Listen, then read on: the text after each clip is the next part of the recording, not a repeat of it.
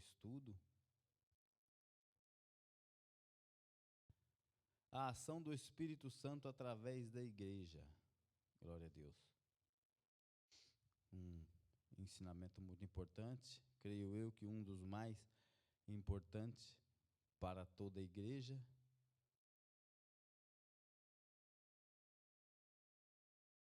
Vamos ler o texto áureo aqui, que é o principal de tudo. Mas recebereis a virtude do Espírito Santo, que há de vir sobre vós, e ser-me-eis testemunha, tanto em Jerusalém, como em toda a Judéia e Samaria, e até os confins da terra. Está em Atos, capítulo 1, verso 8.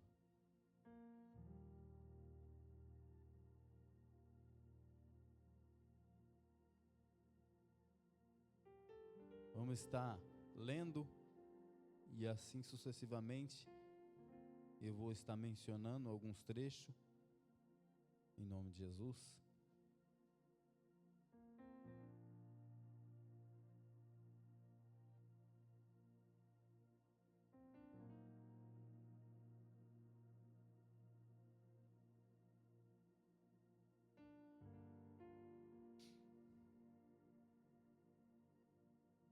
Quem tem a lição, acompanhe. No primeiro tópico aqui, autoria, data e tema, vamos estar lendo e sucessivamente estarei explicando o que eu entendi, o que o Espírito Santo ele me fez entender através desse ensino, dessa revista, que é muito importante, né? Vamos estar lendo aqui. Em seu evangelho, Lucas fez um relato fidedigno e metódico, ponto. Em ordem à narração dos fatos diz ele, que entre nós se cumpriram segundo nos transmitiram os mesmos que os presenciaram desde o princípio. Lucas 1, capítulo 1, versículo 1 e 2. Já em Atos dos Apóstolos, pôs-se ele a narrar a expansão da Igreja de Cristo nesse livro. Lucas atua também como o personagem que, de forma modesta, oculta-se da humildade do pronome da primeira pessoa no plural. Em Atos 26, 13, dá referência de tudo isso. Conhecemos, pois, mais alguns detalhes dos Atos dos Apóstolos que devem ser conhecidos ainda segundo F.B. Meyer como os Atos do Espírito de Cristo que ascendeu ao céu. Primeiro, autoria. Não possuímos muitas informações acerca do autor de Atos dos Apóstolos.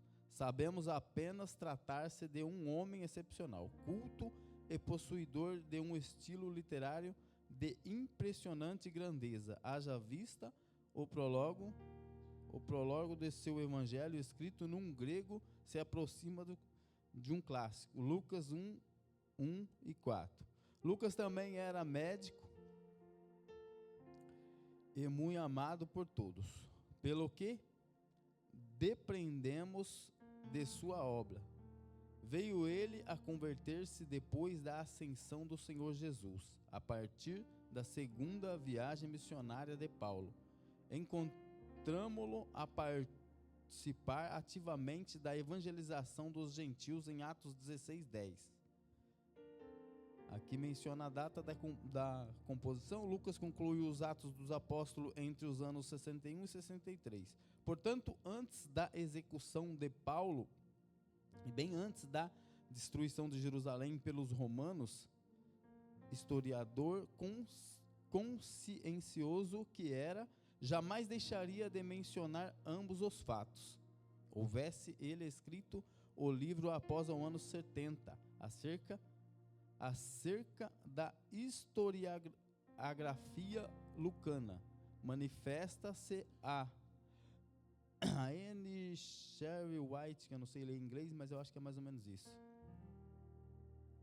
Emérito professor de História da Universidade de Oxford. Para o autor de Atos, a confirmação da historicidade dos fatos é fundamental. Terceiro tema, podemos resumir assim o tema central dos Atos dos Apóstolos: a expansão triunfal do Evangelho de Cristo através da igreja no poder do Espírito Santo. Segundo tópico, o conteúdo de Atos dos Apóstolos. Assim podemos dividir o conteúdo de Atos dos Apóstolos: eventos pré-pentecostais, evento pentecostal, a expansão do Evangelho em Jerusalém, em Atos 3:7. A expansão do Evangelho na Judéia, Samaria, Atos 8:12. A expansão do Evangelho entre os gentios, em Atos 13:28 relata isso. As divisões dos Atos dos Apóstolos acompanham a ordem de Jesus em Atos 1:8. Eventos pré-pentecostais. 2 foram os principais eventos que precederam a descida do Espírito Santo no dia de Pentecostes: a ascensão de Cristo, a escolha de Matias como ocupante do posto desprezado por Judas Iscariotes, a ascensão de Cristo, a subida de Cristo ressurreto e glorioso ao céu, como veremos na próxima lição.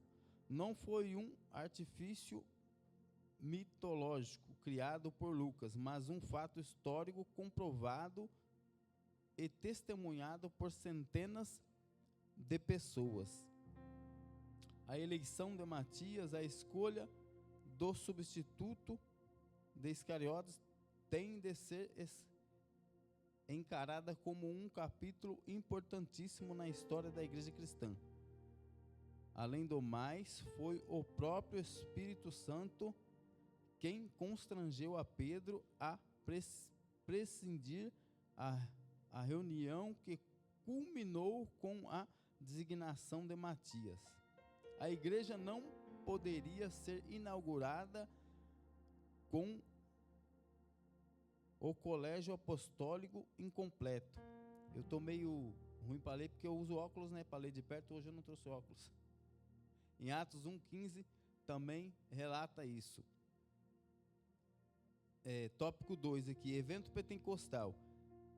Estando o Cristo já à destra do Pai e a vacância de Judas preenchida por Matias, só faltava mesmo a infusão do Espírito Santo sobre os discípulos para que a igreja fosse inaugurada como a agência por excelência do reino de Deus.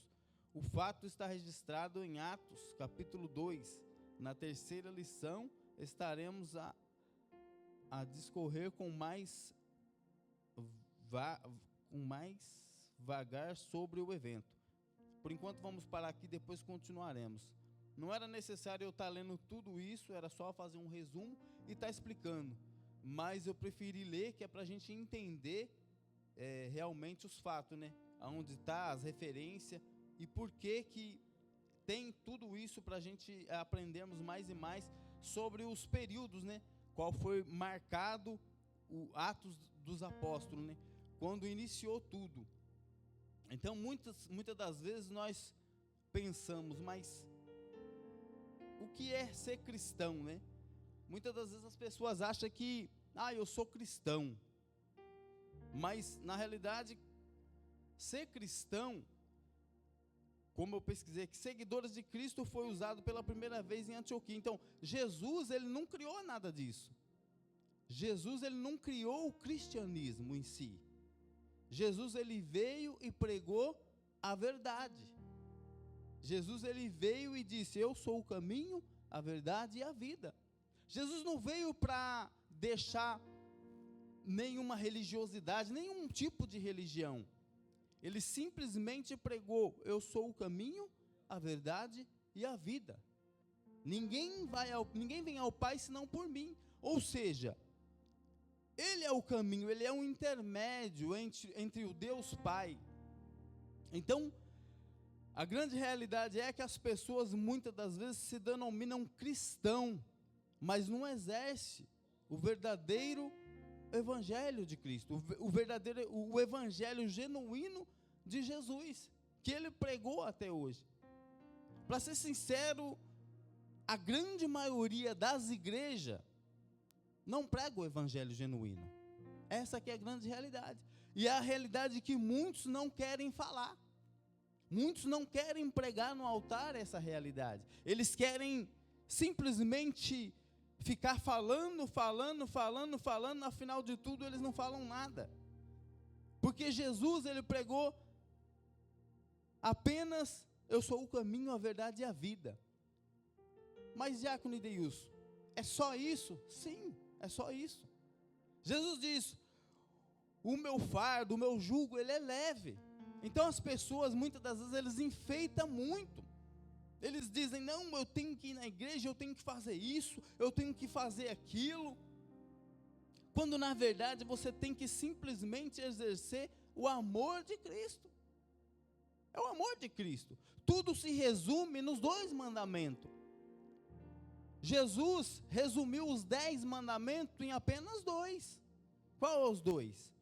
Amar a Deus acima de todas as coisas, com toda a sua força, e amar o próximo como a si mesmo. Agora, tem como você amar o próximo sem você cumprir o primeiro mandamento? Não. E tem como você amar a Deus sem você amar o próximo? Também não tem como. Como que você vai amar a Deus a quem você não vê? E não ama o próximo que está do seu lado? Muitas das vezes as pessoas pregam a Cristo, mas não vivem o verdadeiro evangelho. Essa aqui é a grande realidade. Eles pregam a Cristo, mas não vivem verdadeiramente como Jesus quer que nós vivamos. Como assim, irmão Ideilson? Eu vou te explicar. Jesus, ele diz: eu sou o caminho, a verdade e a vida.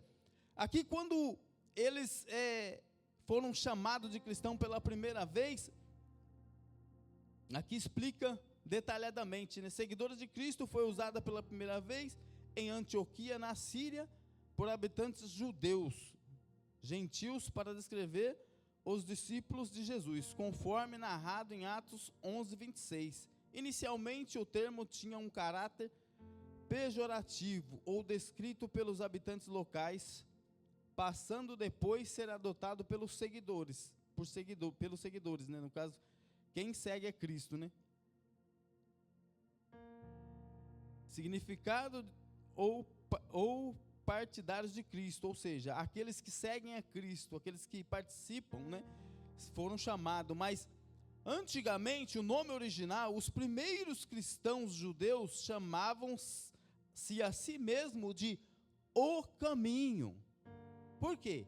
Penso eu que quando Jesus veio e disse: eu sou o caminho, a verdade e a vida, então quando Jesus foi, então eles se chamavam um ao outro de o caminho, e era o mais certo. Por que o caminho?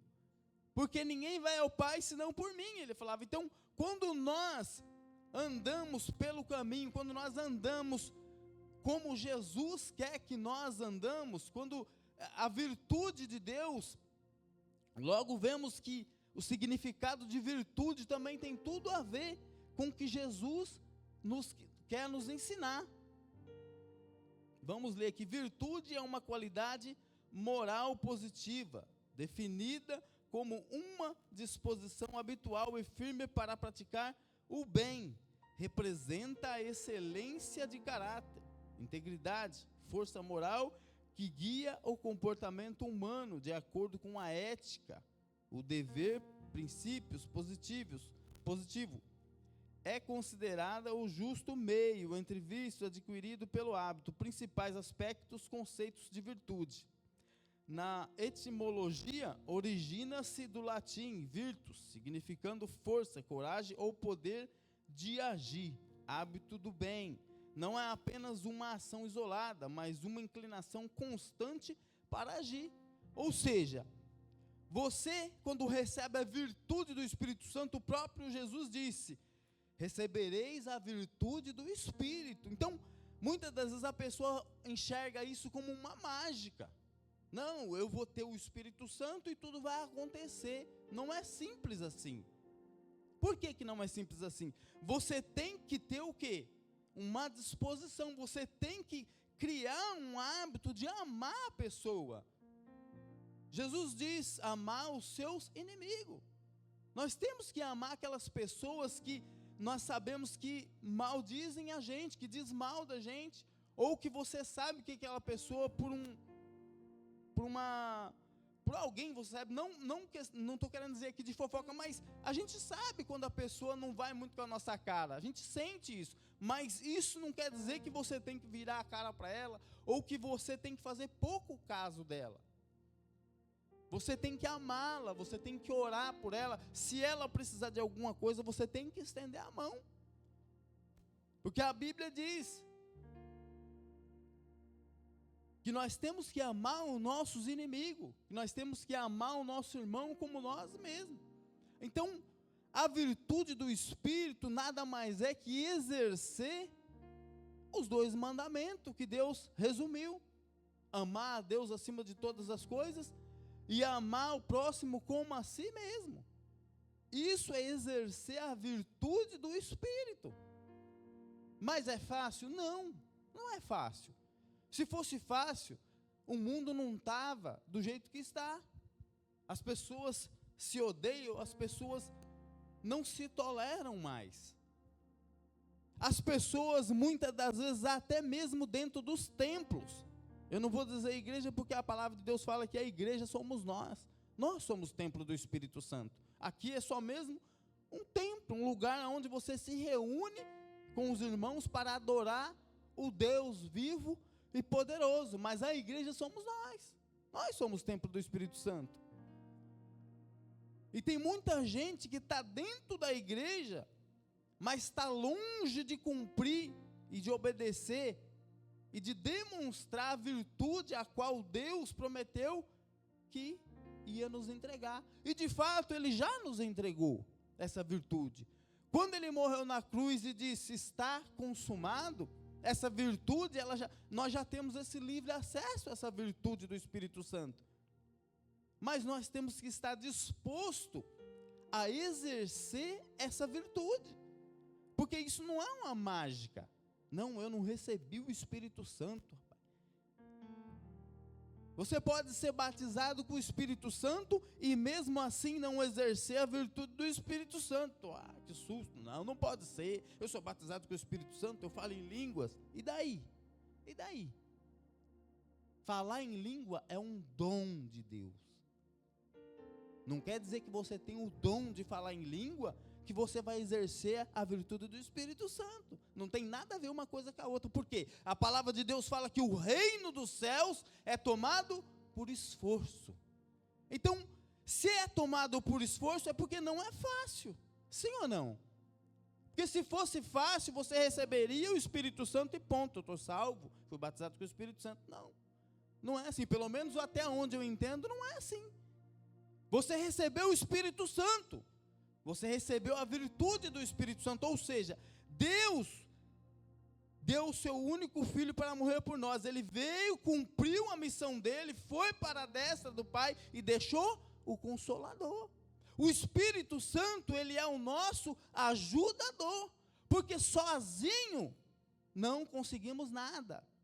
A palavra de Deus diz: sem mim nada podeis fazer. O Espírito Santo, ele está disponível para cada um de nós. Basta nós se render a Ele e estar disposto a exercer ou deixar o Espírito Santo, através das nossas vidas, exercer as virtudes.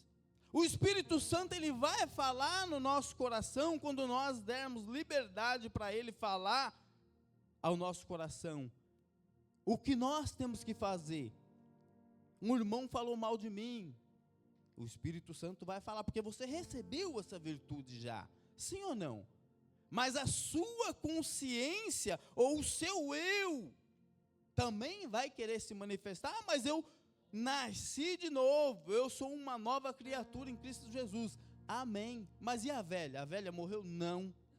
Ela morreu, num determinado sentido, sim. Morreu porque hoje o Espírito Santo ele tem que falar mais alto do que a velha criatura. A velha criatura ela está aí dentro ainda, tentando ressuscitar o velho homem, com as velhas manias. E aqui que nós lemos sobre as virtudes, o que diz aqui no peço desculpa, peraí. O que diz aqui nos aspectos? Hábito do bem, não é apenas uma ação isolada, mas uma inclinação constante para agir corretamente. Uma inclinação constante. O que diz a palavra constante? Sempre, sempre. Você tem que estar sempre criando um hábito, se esforçando para aquela ação do Espírito Santo, aquela virtude, ter um hábito, um bom hábito. Você tem que ter um bom hábito, sim ou não? Quando nós fazemos algo constantemente na nossa vida, no nosso cotidiano, sempre nós fazemos, é um hábito. Tem como você criar um mau hábito, que é mais fácil do que criar um bom hábito, e tem como você também cultivar um bom hábito. E um hábito que condiz com a virtude do Espírito Santo, um bom hábito é o quê? É você amar o próximo, é você se empenhar para fazer aquilo que agrada ao seu irmão. Você não se meter em fofoca, viu alguém falando mal um do outro, você sai fora daquilo, eu não tenho nada a ver com isso. Ou se alguém vem falar algo para você, vem mal dizer para você, você vai ter que manifestar o quê? A virtude do Espírito Santo. Ah, mas eu não consigo. Claro, a sua velha carne quer se manifestar. Ela não quer falar bem, ela não quer apaziguar a situação. Por quê? Porque é a luta do seu interior, do seu velho homem, com a nova criatura agora, inspirada pelo Espírito Santo e instruindo você a fazer o quê? A tomar uma atitude em relação à virtude do Espírito Santo. Sim ou não? O Espírito Santo, ele vai te instruir. Não, aparta essa briga, sua velha criatura, não, eu quero ver o pau quebrar. Sim ou não? É uma luta constante no nosso interior, irmão. A palavra já diz, não vai ser fácil, no mundo tereis aflição. Tudo está ligado, uma coisa está ligada com a outra. Nós estamos num estudo aqui que engloba todo o ensinamento de Jesus para nós. Então, muitas das vezes as pessoas confundem as coisas. Não, eu sou de Deus, eu sou cristão, eu vou na igreja, eu dou o dízimo, eu dou oferta, tudo certinho, eu agrado o pastor. Mas quando acontece algo para ela manifestar a verdadeira virtude do Espírito Santo, a qual Jesus explica aqui na Bíblia, a qual Jesus deixou, que é o verdadeiro evangelho, o evangelho genuíno é isso.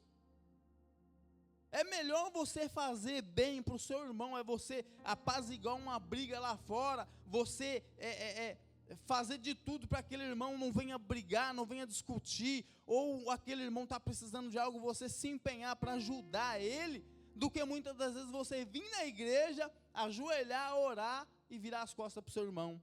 Deus não vai se agradar disso. Você simplesmente vai estar agindo como uma pessoa religiosa. Você está sendo um religioso, nada mais que isso. Então tem muita gente dentro da igreja religioso. Vem para a igreja, todo dia ou todas as vezes que tem culto, está dentro da igreja, mas muitas das vezes lá fora nem olha para sua cara. Finge que nem te vê. Ah, mas não tem isso não, irmão. Tem. Todos sabem que tem. Infelizmente tem. Quando alguém precisa de algo, aquela pessoa é a primeira a se esquivar. Cadê a virtude do Espírito Santo? Não tem, irmãos. E a igreja está caminhando assim nos últimos tempos, pelo menos é o que eu vejo. A grande maioria está caminhando assim. Estão dentro da igreja, mas estão longe de Deus. Ah, mas tem como tem, e tem uma prova dentro da Bíblia. Talvez fuja um pouco da lição, entre aspas. Acaba que não fugindo também, né? Quando foram prender Jesus, o que Pedro fez? Sacou logo a espada e cortou a orelha do guarda lá, Malco, lembra até Malco X. E o que Jesus falou para ele? Jesus já logo repreendeu. Eu penso assim que Jesus falou, meu Deus do céu, está andando comigo tanto tempo, não entendeu nada ainda. Sim ou não? Não entendeu nada. Porque já era para acontecer aquilo, né? Estava determinado Jesus morrer na cruz, né? Por causa disso. E outra, porque Pedro andava com Jesus, não tinha entendido nada, ele já agiu o quê? A velha criatura dele já se manifestou. E cadê o amor? Porque ali era o inimigo, né? Ele estava enxergando como um inimigo. De fato era. Mas se ele tivesse entendido naquele momento, ele não ia sacar de espada. Não, senhor, o que eu faço? É assim que tem que ser? Mas enfim, é o que acontece. Ele andava com Jesus, mas não tinha entendido ainda. E hoje não é diferente. Muitas das vezes andamos com Jesus, andamos lado a lado com Jesus e não entendemos o verdadeiro propósito de Jesus. Uma vez eu estava, vou contar rapidamente, uma vez eu estava no bairro onde eu moro no Brasil, onde eu morava no Brasil, estava passando de carro, eu vi um rapaz todo machucado, jogaram o rapaz dentro da valeta, ele estava tudo sujo e tudo machucado. E quando eu passei de carro, eu vi aquela cena, todos passavam, fingia que não via, ele parecia que ele era invisível. Na hora eu até fiquei meio assim, porque eu pensei, será que eu estou vendo coisa? O rapaz todo machucado ali, eu vi que ele estava com dor, eu não consegui passar batido. Eu falei, não, eu tenho que socorrer esse cara, eu tenho que socorrer. E eu fui e socorri ele, levei ele para o hospital, mas eu não fiz aquilo pensando assim, não, eu tenho que fazer isso, porque senão os outros vão me ver. Não, foi algo automático. E eu penso comigo, tenho essa certeza no meu coração, que não foi eu, foi o próprio Deus. Porque se eu fosse olhar para a minha vontade, é lógico que eu não faria isso. Se a gente for olhar para a nossa vontade, mas ali foi o Espírito Santo mesmo que me moveu para fazer aquilo. Então eu senti uma compaixão dele, eu não queria saber o que ele fez. Porque se você for olhar humanamente, você já logo pensa, se ele está ali, ninguém está ajudando, alguma coisa errada ele fez. Ele roubou alguém, ele bateu em alguém, mas não interessa, ele é um ser humano. Para Deus, ele é igual a mim. Eu estava no carro, limpo, não estava machucado. Ele estava todo machucado, todo sujo, abandonado, vamos dizer assim. Mas ao olhar de Deus, não tinha diferença entre mim e ele. Então, naquele momento eu socorri ele, eu senti uma alegria muito grande no meu coração, fui até a casa da família dele, peguei a irmã dele, levei para o posto para ficar com ele, enfim. E muitas pessoas, não estou julgando as pessoas, só estou fazendo um comentário aqui. Eu não sei o que se passou na mente daquelas pessoas que viam ele também, porque muitas pessoas também têm medo, né, de ajudar essas coisas todas, mas enfim, é o que Deus quer que nós façamos. Não estou falando só de uma pessoa machucada, mas às vezes as pessoas precisam de uma ajuda. Eu também não estou dizendo aqui que todo mundo que você vê na rua pedindo, você vai dar dinheiro, não é isso, mas eu penso que o Espírito Santo, ele guia cada um que recebeu essa virtude, ou que está disposto a ouvir a voz do Espírito Santo. Cada um sabe o momento certo e a pessoa de ajudar. Você sabe aquele momento certo, porque a gente não pode também sair ajudando todo mundo, porque tem muitas pessoas que vêm se aproveitar das pessoas. Isso tem e muito, ainda mais hoje em dia. Mas o Espírito Santo, ele há de guiar o seu coração, a sua mente, para aquela pessoa a qual ele vai designar para você ajudar ele. Então, naquele momento você não pode endurecer o coração. Você tem que abrir o coração e falar, Senhor, eu tenho que ajudar. Então Deus ele vai guiar cada um de nós para ajudar. Vamos correr aqui para não demorar.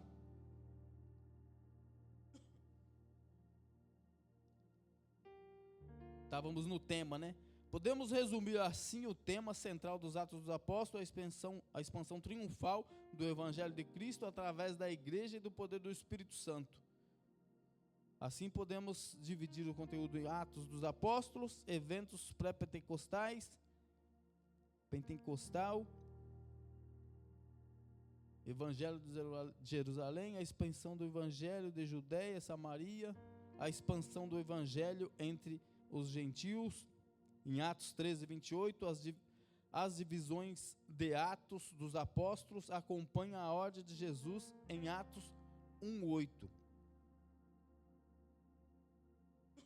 2 foram os principais eventos que precederam a descida do Espírito Santo no dia de Pentecostes: a ascensão de Cristo e a escolha de Matias como ocupante do posto desprezado por Judas Iscariote. A ascensão de Cristo e a subida de Cristo ressurreto e glorioso ao céu. Como veremos na próxima lição, não foi um artifício mitológico criado por Lucas, mas um fato histórico comprovado e testemunhado por centenas de pessoas.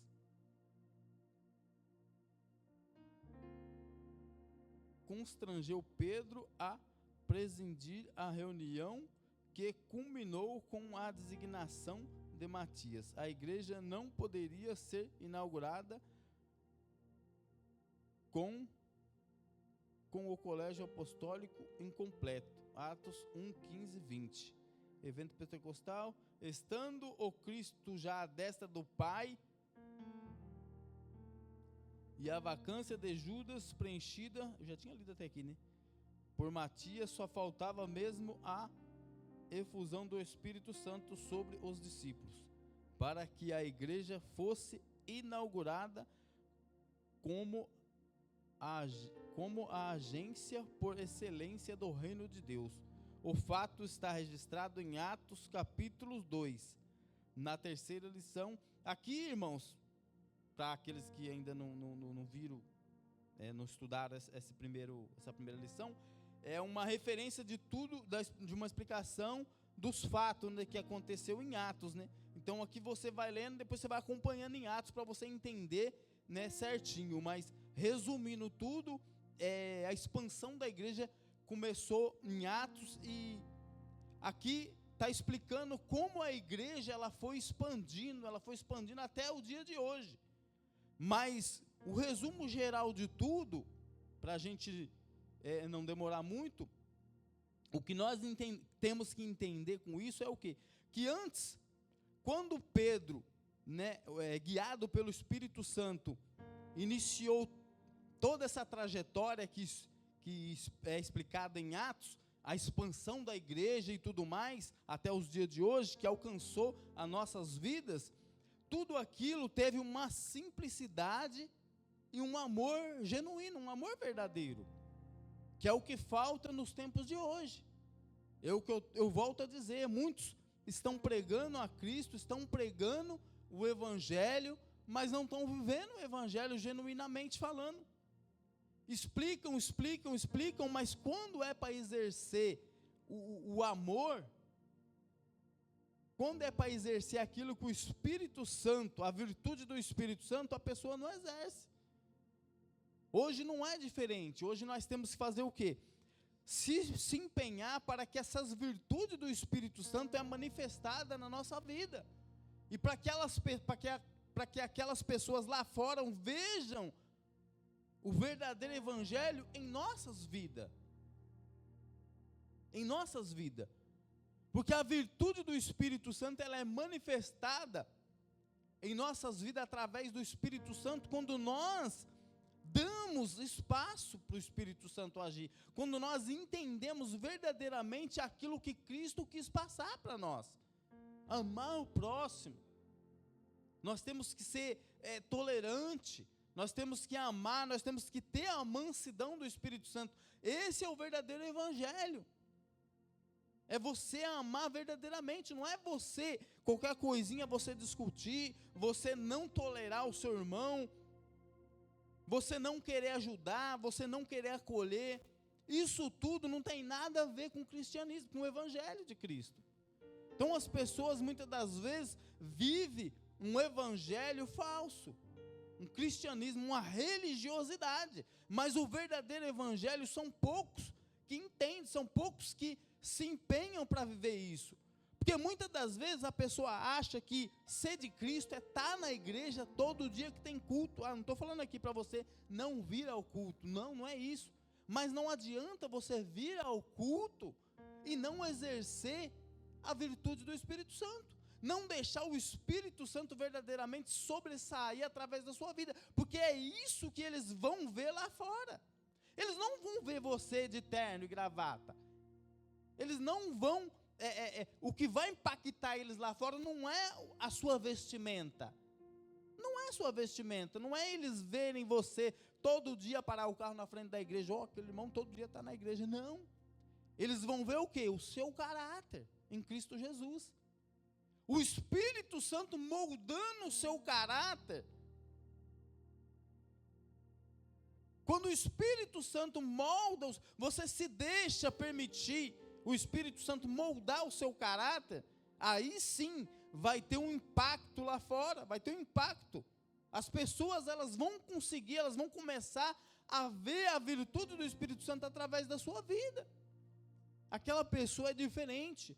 Aquela pessoa outrora era uma pessoa explosiva, era uma pessoa que vivia falando mal das pessoas, hoje ela é diferente. Ela já não fala mal. Sim ou não? Uma pessoa que ela vem apaziguar as coisas, ela vê alguém brigando, ela já quer conversar, ela quer apaziguar, ela quer orar pelaquela pessoa. Irmão, não é assim. Vamos ter paciência. Coloca Deus na frente. Então, é isso que é a virtude do Espírito Santo. Agora, irmãos, nem sempre você vai conseguir agir dessa maneira. Nem sempre. Porque tem pessoas que tiram realmente nós do sério. Tem pessoas que realmente tiram nós do sério. Mas, se nós não se esforçar para criar esse bom hábito, não vai valer de nada. Vim para a igreja, não vai valer de nada ler a Bíblia. Porque o que tem que entrar dentro da nossa mente, dentro do nosso coração é isso. Jesus, ele quis passar isso. Eu sou o caminho, a verdade e a vida. Como que você vai mostrar, como que você vai ser o norte daquelas pessoas? Sendo o caminho, sendo um imitador de Jesus. Quando você é o caminho também, quando Cristo faz morada dentro do seu coração, você passa a ser o caminho. Por quê? Você passa a exercer aquilo que Cristo exercia aqui na terra. Então, verdadeiramente, você é um discípulo de Cristo. Você passa a ser também o caminho. Aquelas pessoas que te vê, já não te vê como te via antes. Ela enxerga em você o quê? Uma solução. Ela vê que você tem um bom conselho. Ela sabe que se ela falar algo para você, você não vai julgar ela. Você vai designar ela conforme o Espírito Santo te instrui. Então você vai aconselhar aquela pessoa, você vai abraçar, você vai ajudar. Então aquela pessoa, ela vai passar a contar com você. Sim ou não? Tem muitas pessoas que não conseguem se abrir para determinadas pessoas. Mas tem pessoas que quando ela vê uma pessoa diferenciada, que tem o Espírito Santo, muitas das vezes ela nem sabe o que é Espírito Santo, mas ela vê que aquela pessoa é diferente. Ela se abre com aquela pessoa, ela fala, ela conta coisas que muitas das vezes ela não conta nem para o marido ou para a esposa. Lógico, a mulher vai contar para uma mulher, né? Não vai contar para um homem, mas enfim. Vice-versa, o homem muitas das vezes não consegue se abrir com uma mulher. Ela tem que se abrir com a esposa? Tem, sim, é um fato. Mas muitas das vezes a mulher não é de Jesus. Eu estou falando no caso assim que a mulher que não é evangélica, não é de Cristo ainda, não é convertida. Então aquele homem muitas das vezes ele sente uma segurança naquela pessoa que transparece a Cristo. Ele vai lá e fala com aquela pessoa, porque ela tem um bom conselho. E é assim que nós devemos ser, irmãos. Resumo geral disso é isso: Cristo quer que nós deixamos o Espírito Santo nos usar, para que as virtudes do Espírito Santo seja manifesta para o mundo aí fora, para que Deus ele venha manifestar o poder dele sobre a vida de cada um de nós. O estudo é isso, irmãos, basicamente é isso. E eu agradeço a minha oportunidade em nome de Jesus. Gostaria de estar passando para o nosso pastor Eliel Veras, e não pregou hoje, mas está com a garganta seca ali.